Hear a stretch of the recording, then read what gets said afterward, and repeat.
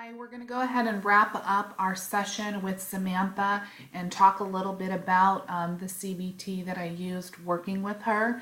I think the first thing I want to talk about is maybe some of the challenges that I had working with her. Number one, she's relatively young. She's not super young, she's 25, but I think mentally, because she's been so stunted by a lot of the trauma and the addiction that she's had in her life, she's very young in her mind, and she has a lot of trust issues. So I think the one thing that I felt was that she didn't have that trust. So that's something that I want to work towards and work on with her so that she can get to a place where she can start trusting people again.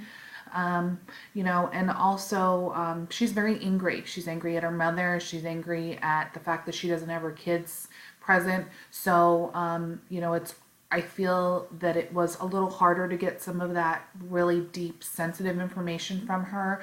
Some of those bad situations and trauma that she had in her past, and for her to kind of vocalize those in a way where she was really talking about her feelings and it was coming more not from an angry point of view. So I want to work on a little bit of her anger.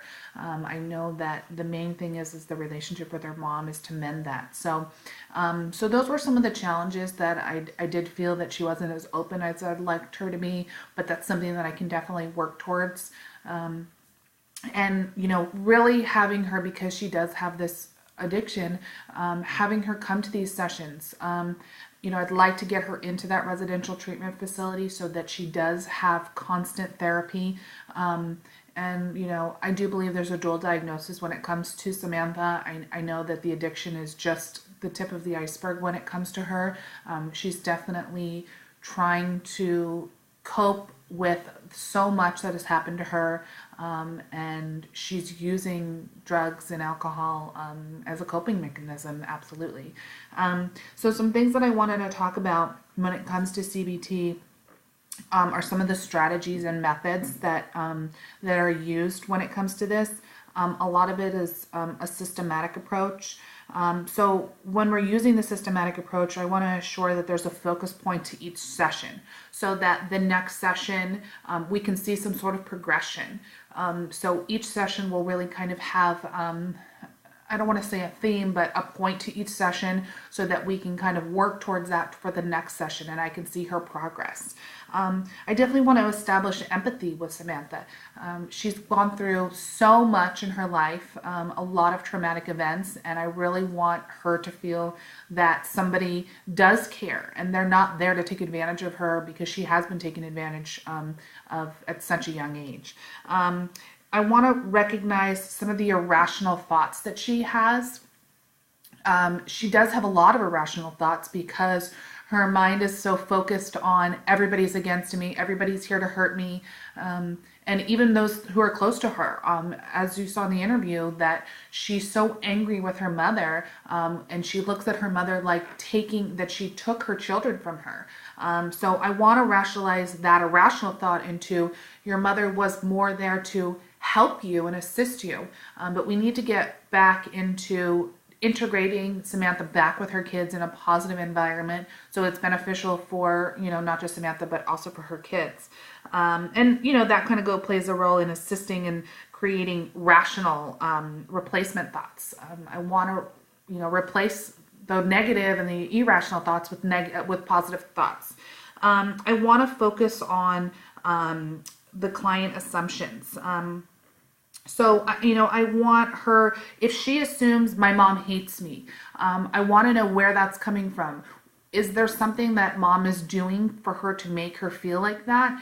And maybe mom yelled at her, but why did mom yell at her? Is it because she came home late at night and she's concerned about her? And she's reading that anger into more of, it's actually worry. Mom's coming off as angry, but it's actually she's concerned about her daughter. And so she's vocalizing it in the wrong way and Samantha's interpreting it in a completely different way. I like to also focus on, I don't want to say homework, but practice,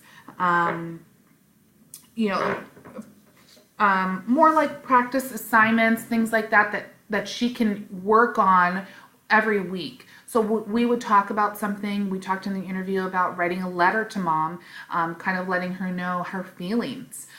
Because I think a lot of the interaction between Samantha and her mom turned into some giant blow up and explosion between the two of them. So I think if Samantha is able to get down those feelings without there being an immediate rebuttal from her mom, that it might be beneficial for her to kind of get that out. Even if it doesn't even get to her mom, if it's just something that she's able to express those feelings in a positive way on paper, I feel like that would be beneficial. And I also feel that it is the responsibility of the therapist or counselor or worker to try to eliminate some of the patterns, negative patterns, troublesome patterns that we see, and really focus on that so that can be taken care of immediately. And also maybe looking at some of the problems that she's having in more of a sequential list. So what is her number one problem, or the thing that she experiences, or the feeling that the worst feeling that she's having, and work that way down where she's, the least amount that I'm not so worried about that, but this is at the top of my list. I'm worried, she had an experience with her friend who overdosed on heroin not too long ago and died. Is that a concern? Is overdosing a concern? Is the welfare of her children a concern? The welfare of herself? So those are all things that I would like to focus on. And, I definitely want to get her to express as much feeling as possible.